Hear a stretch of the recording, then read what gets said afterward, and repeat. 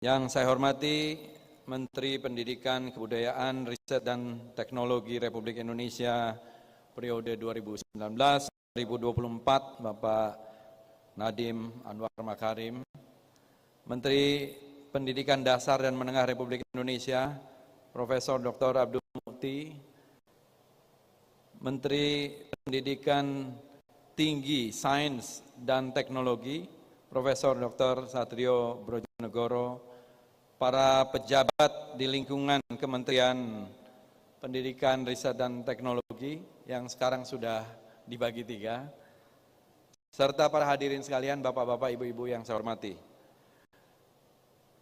Pertama, saya mengucapkan terima kasih yang sebesar-besarnya kepada Pak Nadiem Makarim atas dedikasi, kerja keras yang telah dilaksanakan selama periode 5 tahun sebagai Menteri Mendikbud Ristek, yang saya kira dengan capaian-capaian itu tentu saya kira menjadi satu tonggak yang penting untuk dilanjutkan. Dan juga kepada seluruh jajaran pejabat di Kementerian Dikbud Ristek yang bekerja keras selama 5 tahun mendampingi Pak Nadiem Makarim. Saya mungkin dikenal sebagai seorang politisi, ya, tapi sebetulnya background saya adalah budaya. Saya ini sebetulnya orang budaya yang masuk politik, bukan orang politik yang masuk kebudayaan. Ya.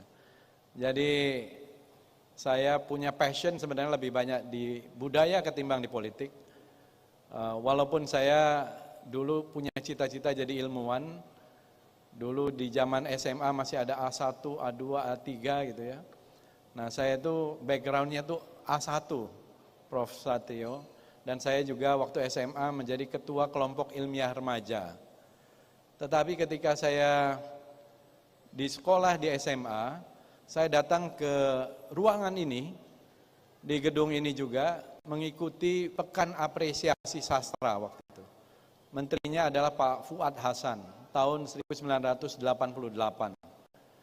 Kemudian akhirnya saya dari ilmu eksak itu masuk memilih jurusan sastra Rusia.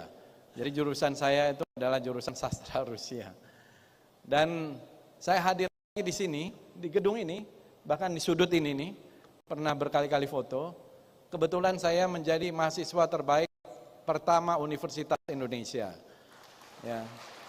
Dan diundang ke Kementerian Ristek ini, dan saya menjadi mahasiswa berprestasi tingkat nasional ketiga ketika itu. Jadi satu-satunya yang dari sastra yang pernah menjadi mahasiswa berprestasi pertama Universitas Indonesia, setahu saya dalam 30 tahun terakhir ini. Bapak-bapak, ibu-ibu hadirin sekalian, Pak Prabowo Subianto sebagai Presiden mempunyai komitmen untuk memajukan kebudayaan Indonesia yang sangat kaya, karenanya kemudian menjadikan Kementerian Kebudayaan ini terpisah sendiri. Saya kira ini adalah juga satu tonggak sejarah untuk kali pertama Kementerian Kebudayaan menjadi kementerian tersendiri. Sehingga lebih fokus mengurus kebudayaan kita yang sangat kaya. Saya kebetulan membangun perpustakaan juga, perpustakaan pribadi, dengan berbagai macam koleksi, ada sekitar 75.000 buku, kemudian ada 50.000 buku cerita silat dan komik, jadi ada 125.000 buku. Dan di bidang budaya, saya memimpin organisasi Perkerisan, Sekretariat Nasional Keris Indonesia, sejak 7 tahun yang lalu, dan kita menjadikan keris ini salah satu bagian dari satu perwakilan ekspresi budaya yang mungkin campuran dari berbagai macam seni.